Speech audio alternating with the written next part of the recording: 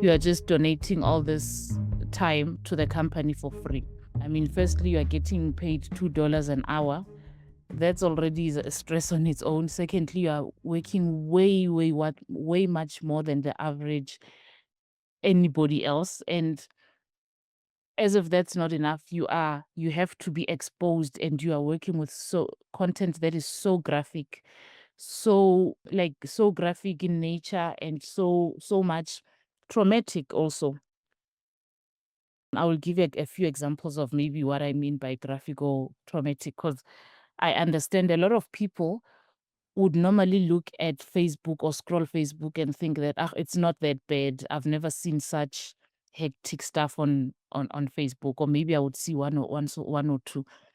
But the reality is, what you see on your screen as you scroll, there is someone behind your screen who is going through, basically being like a soldier or police, like literally blocking out things for you not to see, or for your kids not to see.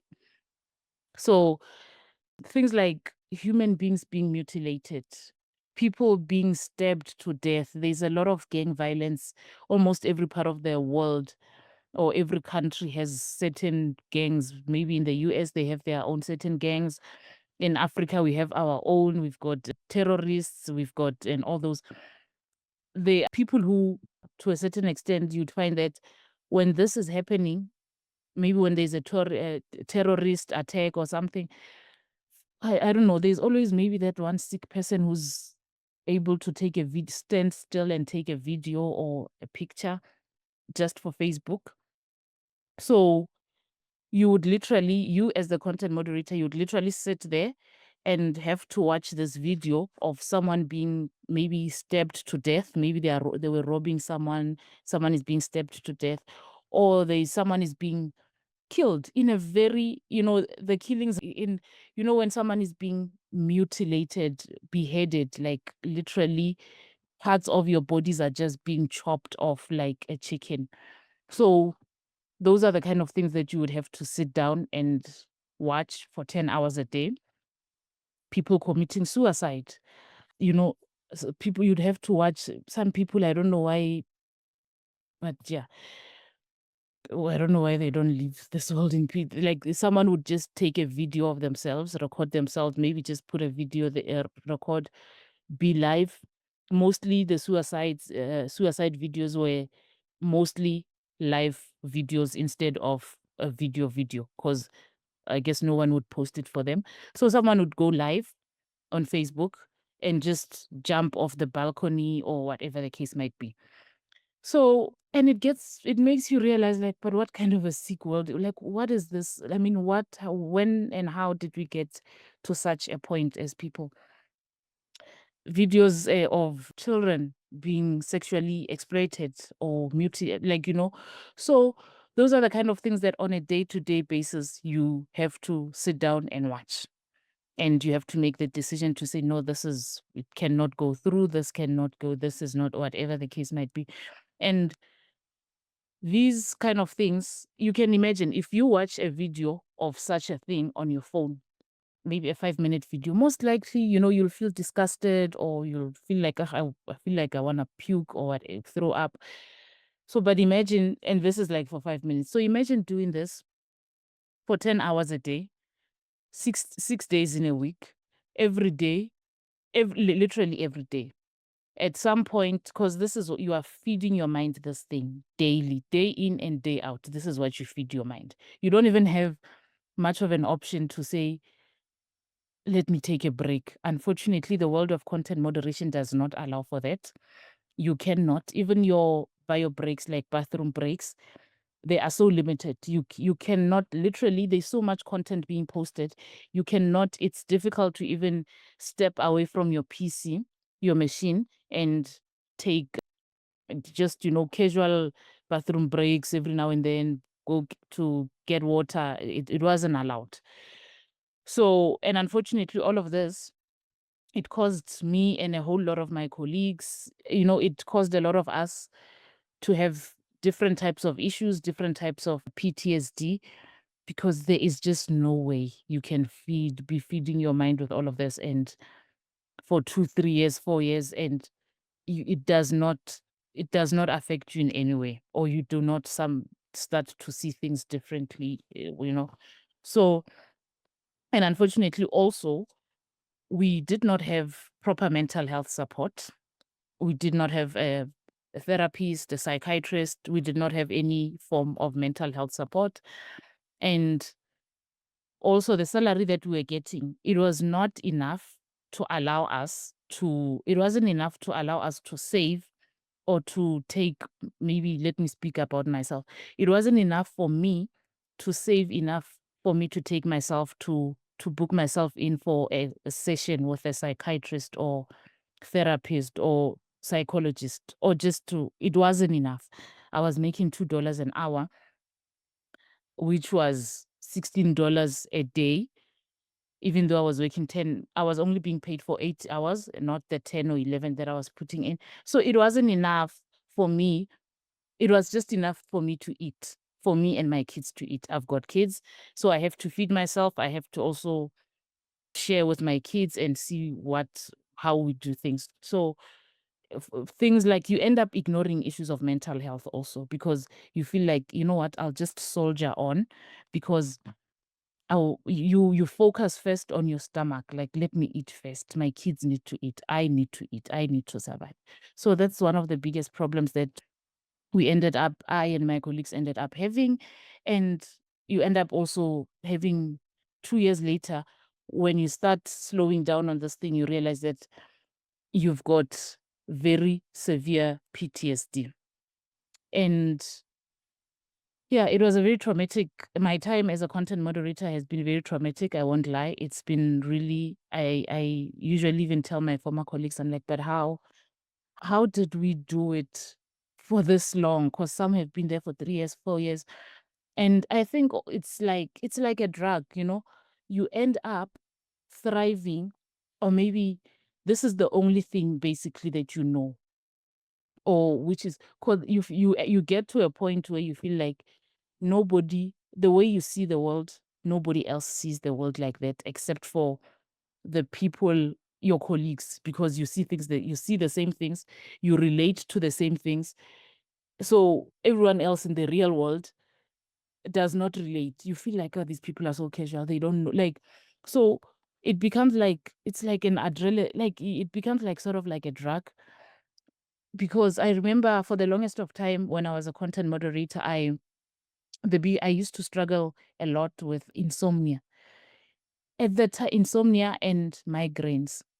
At the time, I did not attribute it to the work, because I felt like, okay, maybe it's just stress, or maybe I'm just tired, or maybe the sun is too hot. Maybe I'm not drinking enough water.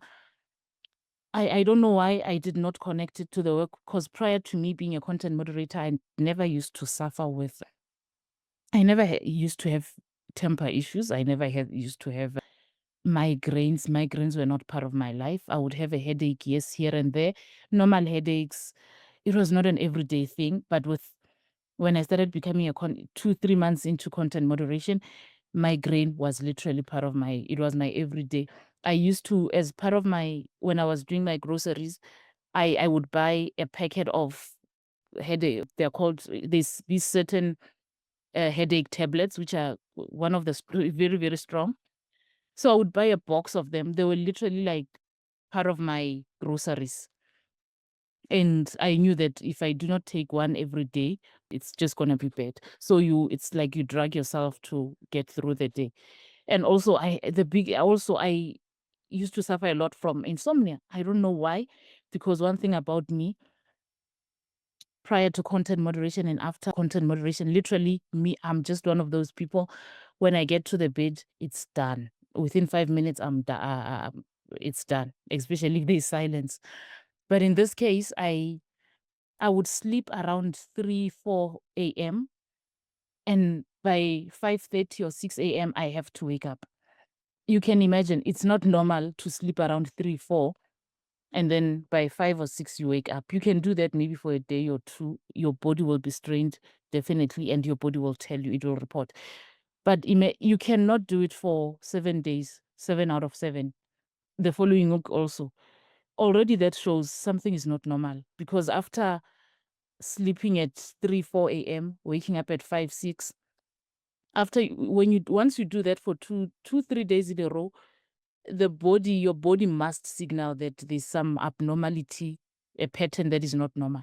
But if now, because there was literally no sleep, you don't, no sleep, none whatsoever, like nothing. You don't feel sleepy. Even during the day as you're at work, you don't doze off. There's no sleep. And in the evening, when you go back home also, you are just there, you do your own thing, blah, blah, blah. And then you'll sleep around 3 or 3:30. And throughout that evening, you don't feel sleepy. And you are not on. So it's just something that even when I speak about it, I just feel like it's taking me to a place where, but yeah, it's been a very traumatic experience, and there was just so much injustice that I feel that was being done. And hence it led me to where I am right now when it comes to, I decided, okay, something needs to be done.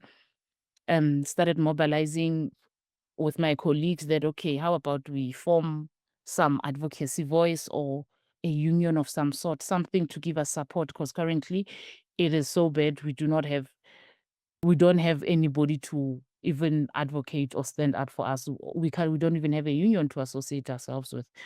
And that is where currently we are. We are organizing content tech workers, and it's, so far I would say we're making some good progress. But yeah, I see I'm almost out of time. I do not want to, maybe I just want to open up a little bit if maybe there's any comments or questions before I go on and just eat up my whole 30 minutes, because literally the world of content moderation is one of those that, yeah, it's a very dark world.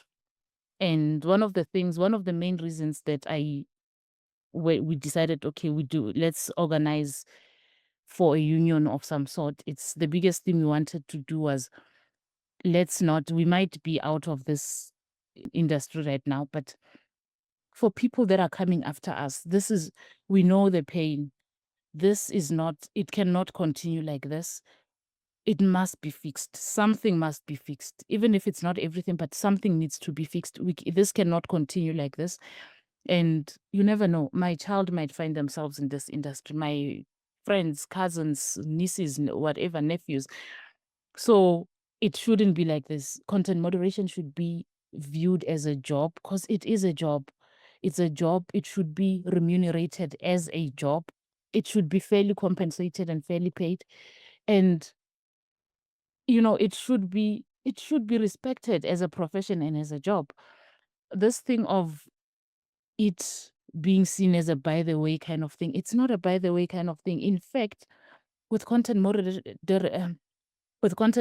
that you do so much, like literally you are like, you block, literally everything hits you so that it does not get to the next person. So yeah, it's one of those.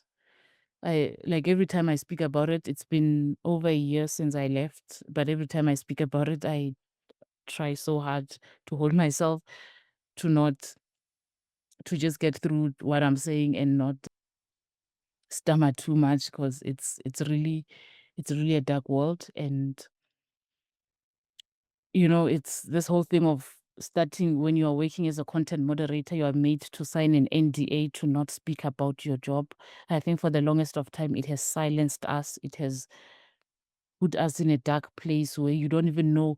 You are made to sign an NDA, which you do not even understand. There's a lot of big legal jargons, and every time you are threatened by those things, you are being threatened that if you dare discuss about your job, legal actions will be taken against you, blah, blah, blah. And already you are silenced. So the only people you end up confiding or discussing with, it's your colleagues, which, I mean, the whole day you've been consuming this content.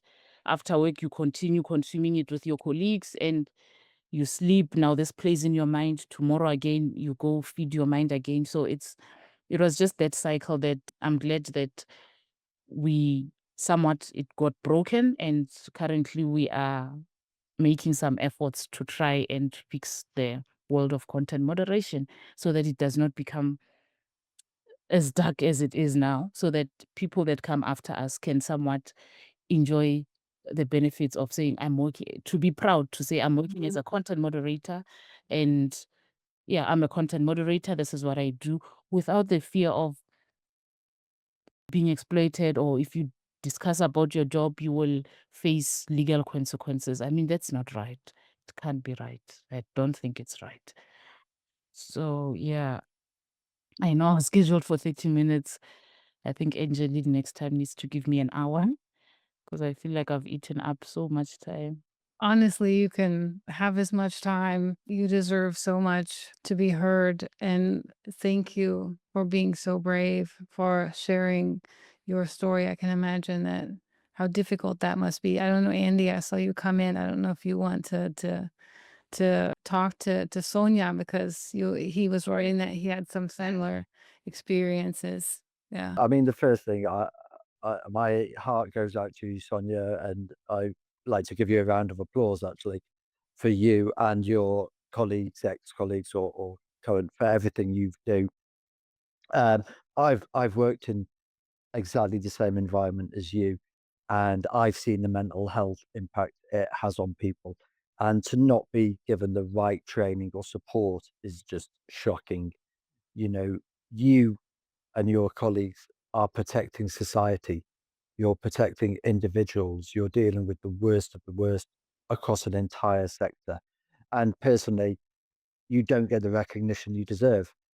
I've seen it firsthand, and you know, we see a lot of what goes on in this space, and lots of people get awards all over the place. But it's actually the people like you who should be getting those awards. So, from someone who's done it, who's been there, seen it, I applaud you for everything you're doing. Thank you very much. Thank you very much. You know, it always feels good when someone, it's more like, validates that what we're doing, and also where we've been. Because at the beginning, when we started with our journey, it was more of, we would get people from Meta side, the BPO sides, that, no, you guys are just being ungrateful, you're being unreasonable, you are just, like, this is not the big deal. I mean, all we asked is for you to just keep quiet about your job. I mean, what's the big deal with an NDA? I mean, $2 an hour, there's someone out there who would appreciate. You guys are so so thank you very much. It it feels good to actually be validated that it's and it's not that like, just to put it out, it's not that we're ungrateful for the $2 an hour, but honestly, in today's economy, it's not realistic. It's I not realistic. I completely agree, and to be honest, we could probably, as you say, we could probably have a talk about this really in depth. And your value is worth a lot more than that. And obviously, from me or anybody else here listening, if there's anything we can do to help support in any way, we're all here. You can reach out directly, go to the lobby. We're all here to give you and your colleagues as much support as possible. From, as I say, from me, who's been there, seen it, done it. So thank you very much. And I think on that, I think we're almost out of time. I don't know if anybody else has any questions. Please feel free to put any questions. If not, meet Sonia in the lobby if you're hanging around, Sonia, or reach out to anybody. I think there's a lot. I don't know whether you've looked at the comments, Sonia, but everybody's admiration for you is phenomenal.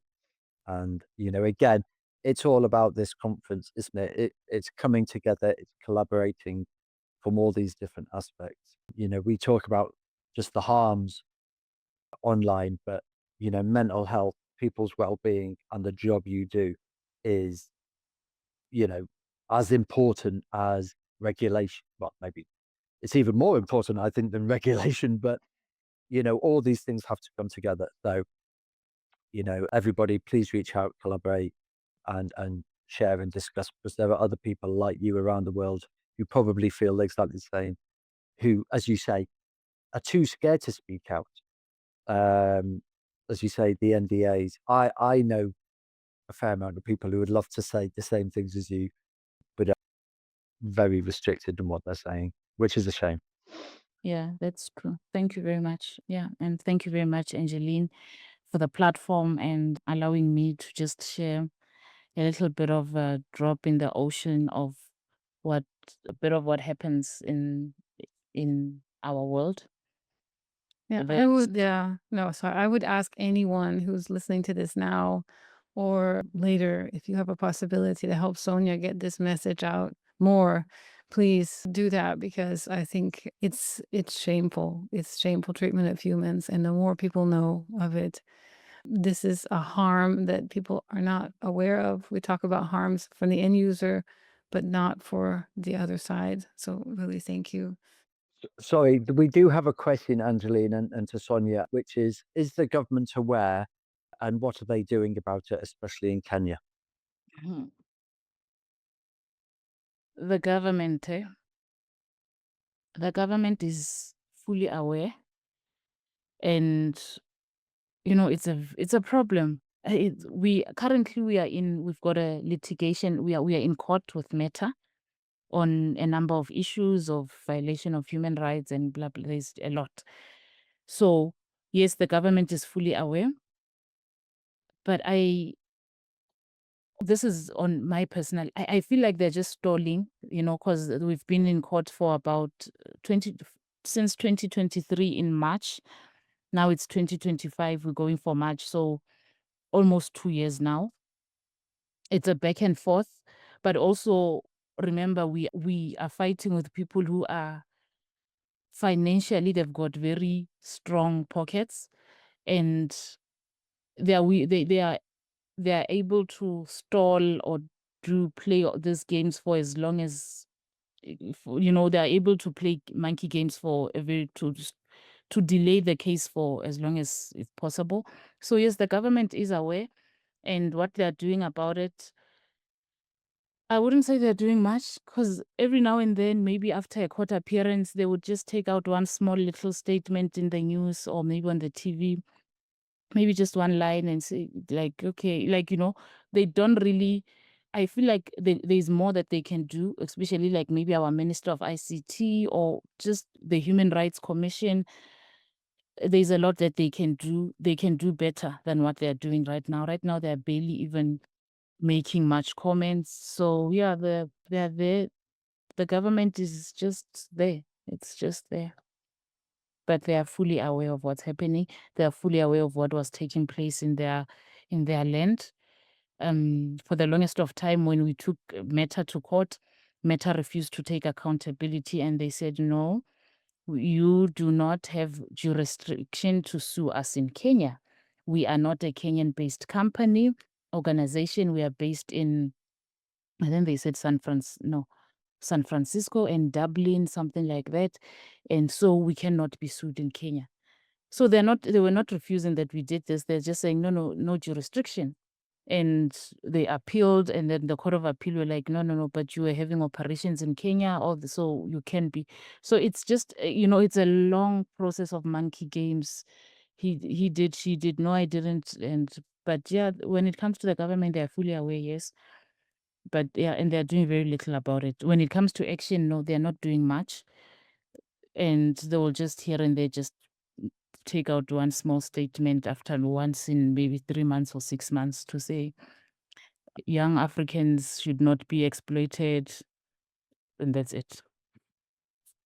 But yeah.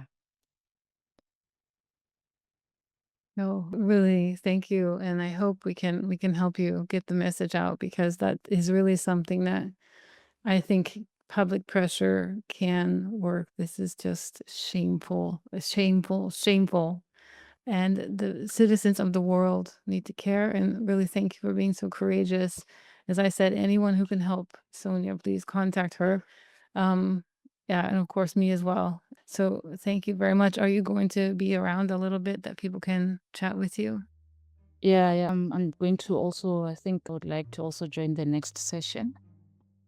Yeah, I'll just be around. Yeah. Thank you very much. Thank you. Thank you. Thank everyone for the words of encouragement and the kind words. I really appreciate.